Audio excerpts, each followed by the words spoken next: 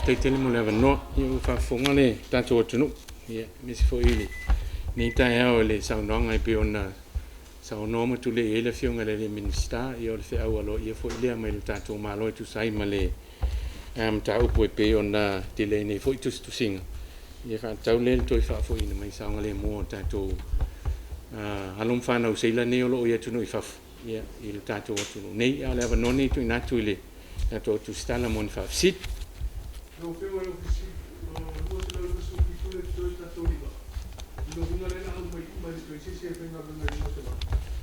Sa o le tulanga le o le tulanga le ave fa mo mo te minei. E toi fa fo i sanga le mo mai I sa mo ne ya lung fa na ui e lu se lau yo fitu le lo ye nei. O le sa o le fa no mera le. Lu se lau I vo no lo ilunga va al te minei. Ai to tasi le tanto se la hoile sia tali ile ta fie America. Le na fie e tu la fon le lu se la u fitu ai Ala sco po pa to no mai la to la sting for this sco ma o company ba ai to sa le mo le fu na no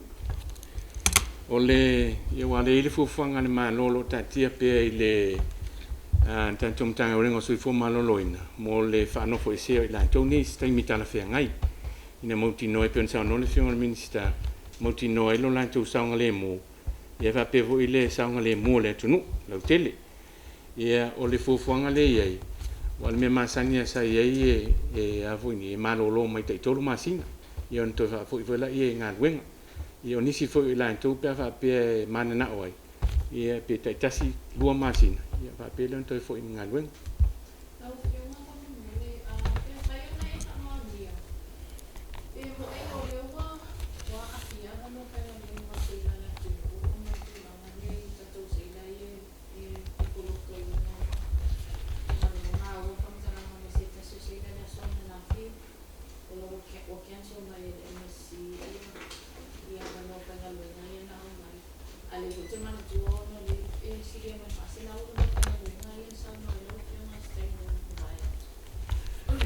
ta ul sili le fa manino mo le fa fonga le tanto tunu ile fa ma ni le ma o le terminei o le pauli tu langa le wa ye mo le sila fia le tanto tunu o le o fa ta tia ia le fanga solonga tanto wa no le o le wa avel fa mo le fa nga solo mai o tanto o le fa na ni to fo isa nga le mo mai ia no to a mata lola ia o fa ta no nga wa no ia ai le fa ma ni le mau le fa pe o le o to ye ni am no fa nga le o lo tu mau pieta tu ab no fenga luen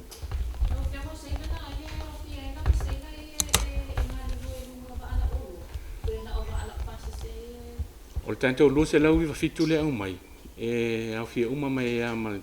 le onos fu fata tu se la ye lungo va ala o lo tanto lo se lau va fitu le e tolu lo se lau tolu lo le lungo va ala pasis e tanto onos fu fa le e lungo vala olo ia man to tasi no fa tu le America ia nei mo lo se la wifi to fa fo uma mai la to nei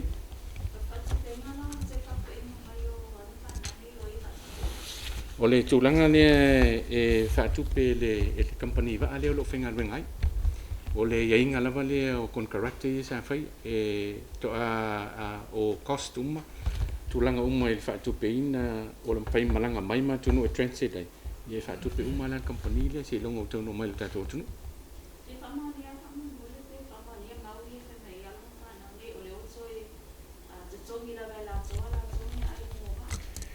ole te ho fa manino tu langa le ole tu langa le ye ta sia le va ale le sa we le maule ole va ale le MCC site langa le va ale sa transfer ye isi ata tu sei la ye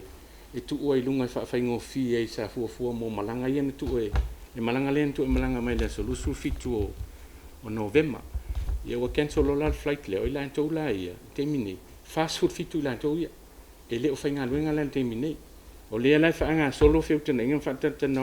a tato malo e la tato company va amale company va ye molto singo la to o la fo o te talo ye ini nai tu la ho ye fa nga luenga ia fo ile fa nga ia le to ono nai va ia so ia lo toi ia no lo ile so lo toi fa malanga mai ai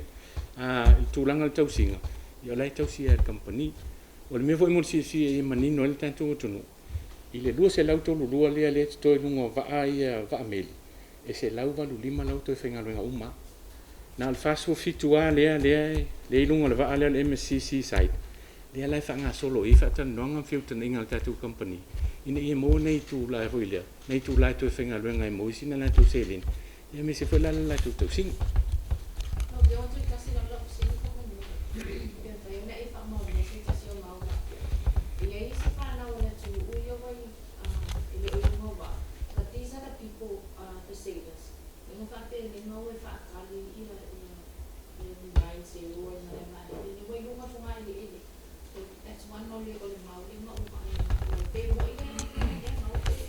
E whaftai mo whafsiri lea, te wena sila fia mo manino le tunu. Ile o tātou seila umai entu e o mai malanga lea le sarufu fitu novem. O lau toi lunga uma o wa. O toi whafoi umai lunga o wa. Ia pe whano whai atu. O le se lau walu lima la o tātou seila ia. Ia o lo o toi whenga luenga uma. Nā le whafitu le no peona o tāua. Ia le whanga solo i whataltanoanga e moeini. Ni a lātou o wanoa. Vo ia whenga luenga. E talitalia i le ono vai aso lea. Au le i o le so lua le ufuafua le tātou māloi toi whaafoi mai. O le tūlanga lea i le peona whasinia. I le o te mōle whaafonga le tunu. Mōle sifia. I le o iei tātou seila o ilunga le te mine o lau toi whaafoi umai ilunga o wa. Mō tau singa mai mauti noelo lātou sanga le mū. O le si tūlanga e te ona manino vo e tātou tunu. O le mea le iei nei tātou seila i ilunga o wa. O vai aso mai whaites. Ia e mauti noelo la tu saunga le mu e o ala ila so le afai malanga mai e ia fa wa le practice for your company ia mauti noelo saunga le mu se le lungo o ba le foi la mauti noelo foi saunga le mu na ia lo mta tu fa na wi lo lungo va alting ni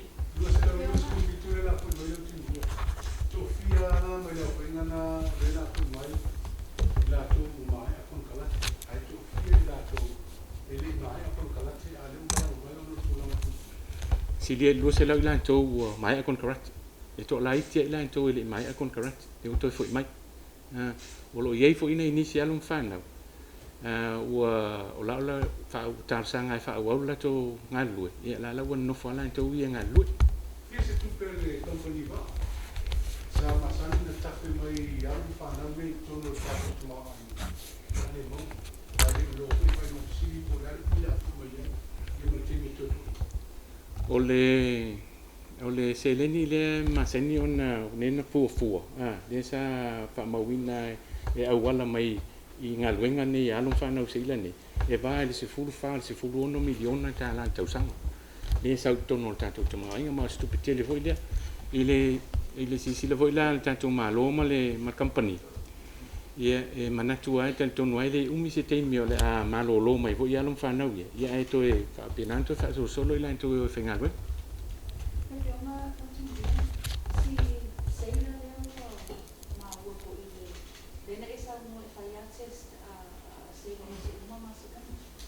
vai e so uma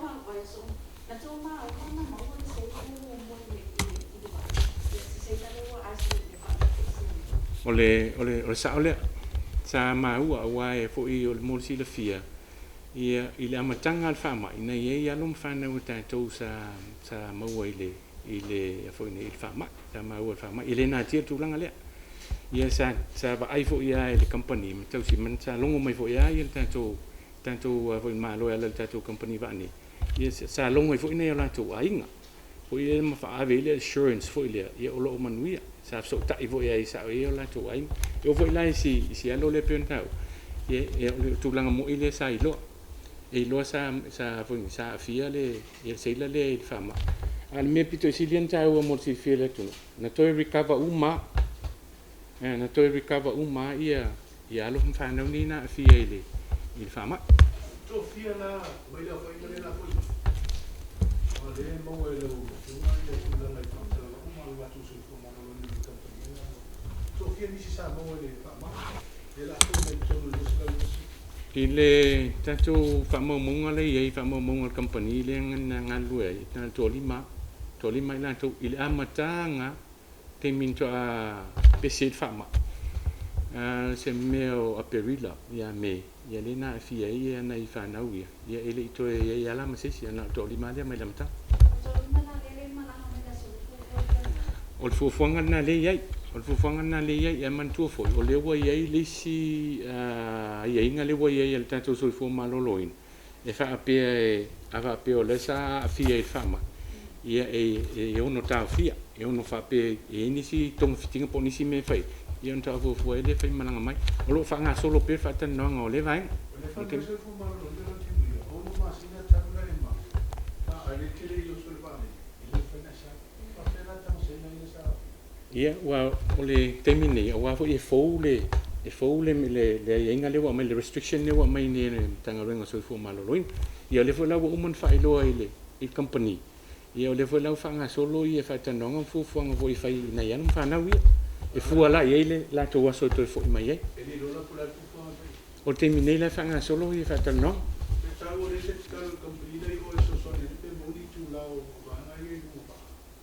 mo me se tan na ta e o termine o nisi o la mo te fa tu la fa nga ngai ala fa nga solo fa tan no o le me ta ua ia mo na i tu la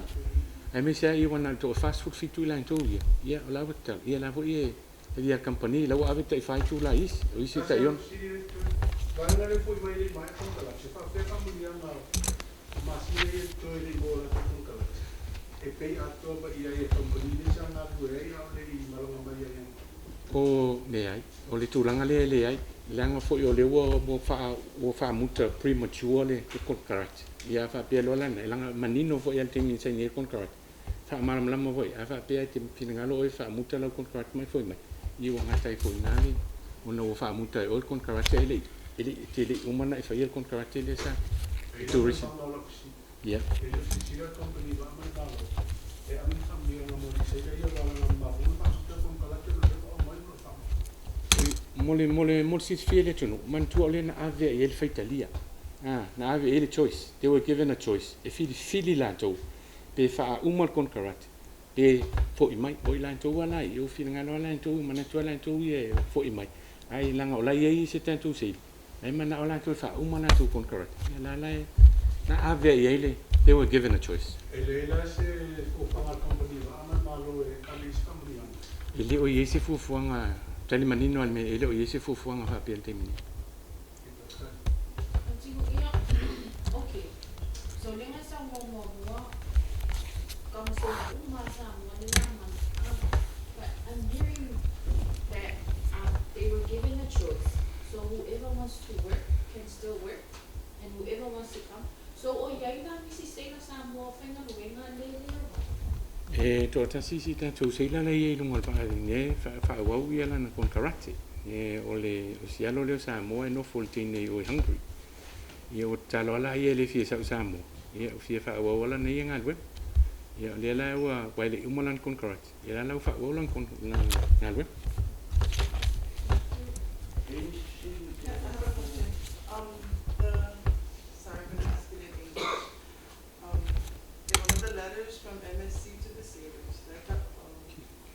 they were talking about all the expenses they're taking care of,